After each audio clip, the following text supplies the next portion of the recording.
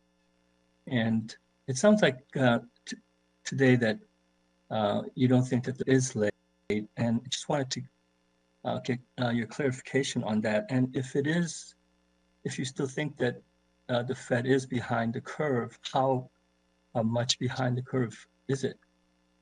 Right. So we are not. We don't have the luxury of 2020 hindsight in actually implementing real-time decisions in the world. So, the question is, the right question is, did you make the right decisions based on what you knew at the time? But that's not the question I was answering, which is knowing what you know now.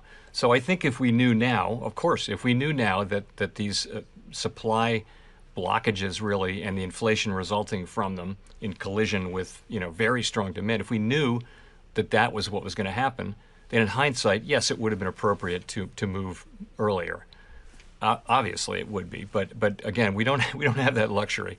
And then but that's a separate question from your other question, which is behind the curve. And I don't have the luxury of looking at it that way. We have our tools, powerful tools, and the committee is very focused on using them. We're acutely aware of the need to restore price stability while keeping a strong labor market. And what I saw today was a committee that is strongly committed to achieving price stability in particular, and prepared to use our tools to do that. We're not going to let high inflation become entrenched. The costs of that would be too high, and we're not going to wait so long that we have to do that. No one wants to have to really put restrictive monetary policy on in order to get inflation back down. So frankly, the need is one of getting rates back up to more neutral levels as quickly as we practicably can, and then moving beyond that if that turns out to be appropriate. And as you can see, it is appropriate in the sense to people's SEPs. They do write down levels of interest rates that are above their estimate of the longer run neutral rate. And there's also a range of estimates too, as you will see if you look at the details of the SEP. But thanks for your question. Okay. Thank you all. Thanks, Mr. Chair. Thank you.